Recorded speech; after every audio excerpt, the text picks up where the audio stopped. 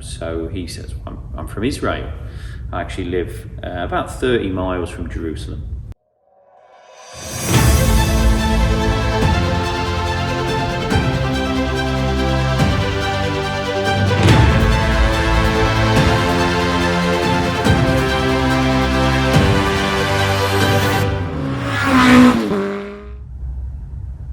So at the back end of 2019, we actually took a bike in. I forget where it came from actually. I think it was a part exchange, but it was a really weird deal.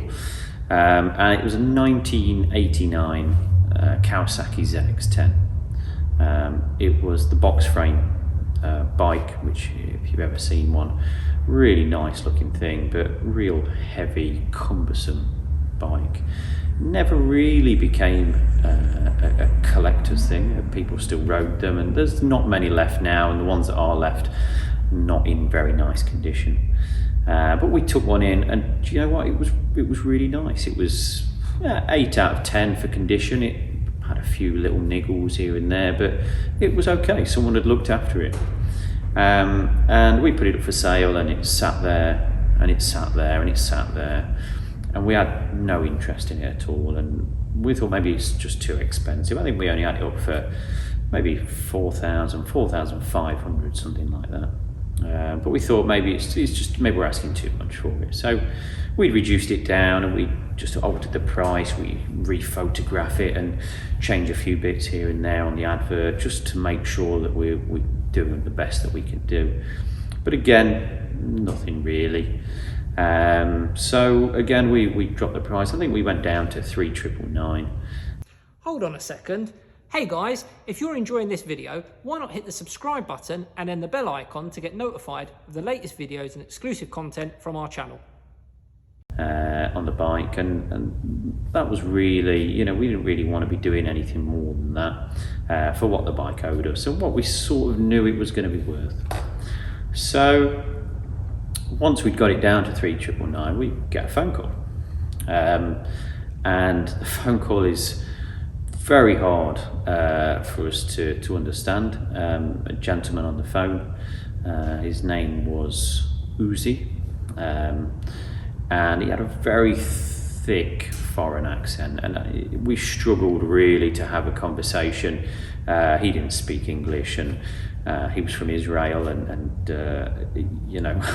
I just had no way to communicate with him. So we decided the best way to go forward would be to email. We could use Translate, Google Translate to swap over messages and hopefully be able to figure out what each other needs. So he'd asked me a lot of questions, and he wanted to know everything. He wanted close-ups of all the different parts for these bikes. For this particular ZX10, he wanted close-ups of everything you could think of. He wanted a close-up shot of it.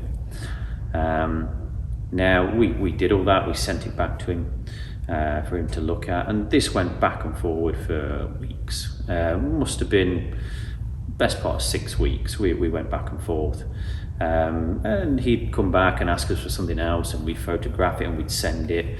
Or he'd ask us for a copy of some history, or if it had a particular item changed and what mileage it was changed at, we'd fill that in, we'd send it back. And eventually he came round and he said, do you know what, I'm going to buy this bike, and I'll arrange to have it shipped unless you can ship it for me. No problem. Whereabouts is it that you're from? So he says, I'm from Israel. I actually live about 30 miles from Jerusalem. Now, we work with a lot of shipping companies. I've never sent one to Israel. We've sent some quite far away, some even further than Israel, but I've never sent one to Israel. I didn't know someone that went that way, so I made a few phone calls, and nobody seemed really keen to do that run and to do that trip. So I went back to Uzi and told him no one was really keen to make the trip. He made a couple of calls his end, and he found someone that would be willing to come over and pick the bike up for him and take it away, which was fine by us, no problem at all. We explained what we would do for him before the bike went. No point doing an MOT, it's going to Israel. But we'd give it a service for him and we'd check it all over. Now, at this point, Uzi comes back and he says that there's lots more things that he would want doing to the bike before it comes out to Israel. And there's a few things he's picked up on. One of the things he wanted was new tyres. Okay, no problem. There's nothing wrong with the tyres that are on there, so we're not going to cover the cost, but if you want new tyres on there, tell me what you want, I'll price them and we'll fit them for you.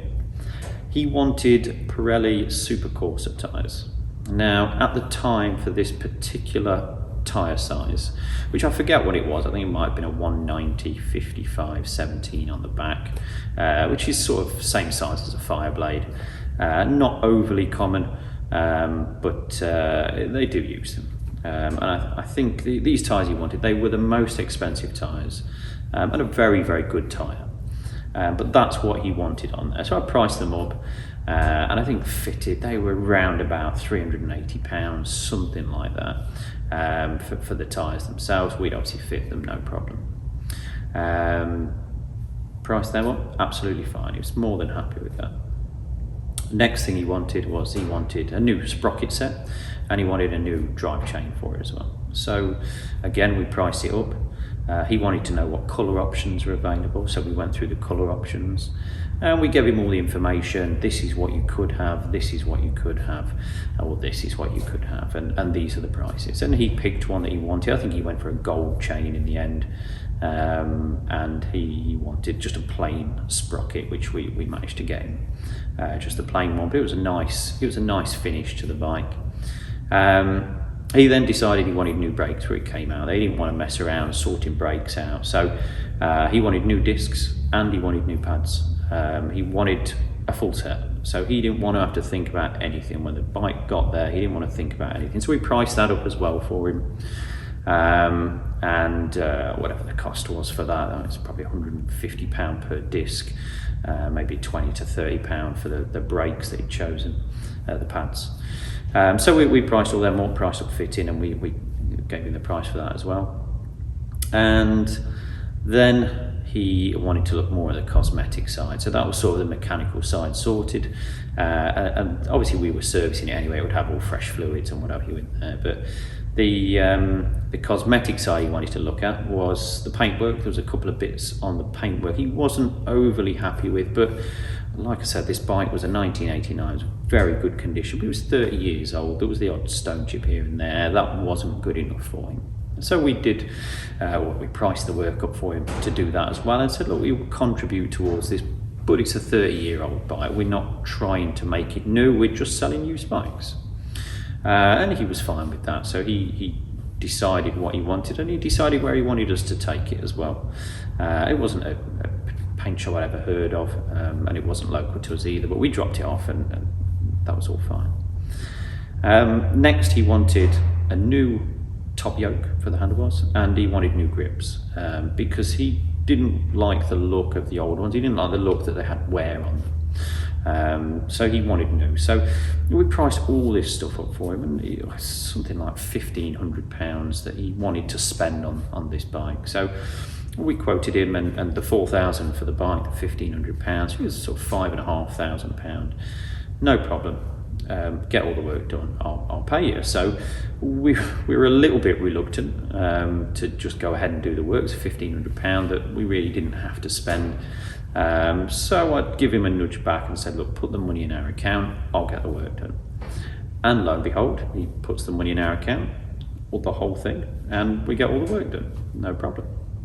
We do everything to this bike. By the time it's finished, it's lovely. It's a different bike, it rides different, it looks different, and it looks almost new now. It's got all these new parts on it, and everything's shiny and everything works. So our valeter then gives it another once over, and he's trying to get everything else looking as good as these new parts look. And it looks absolutely stunning. The courier comes to pick it up, everything goes off without a hitch, no problems, takes the bike away, all great. And about 3 weeks later, I get a picture from him. And the picture is of the bike on a stand in his living room. And I asked him about it and said, oh, is that where it's staying? Do you not have a garage or whatever? And he said, no. He said, that's where it's going to stay forever. It will never move. It's staying in my living room, and I want to be able to look at it. So I asked him about the new tyres and the change sprocket, and he said, well, I don't want to look at worn out parts. I don't want to look at dirty parts. This is a beautiful bike, and that's how I want it to be. I'm putting it in my living room. And I still keep in touch with him now. I think he's bought a couple of more bikes, not one from us, but from the UK now. He's done a little bit of experience with that, and just more sort of run-of-the-mill stuff that he can run around on and have a bit of fun on. But we keep in touch. I think we're even Facebook friends. And he's a great guy, and I like to find out how the bike's doing and if anything's changed, and everything's going well. It's all perfect, and he loves it as much as the day he bought it. Hey guys, if you're enjoying this video, why not hit the subscribe button and then the bell icon to get notified of the latest videos and exclusive content from our channel.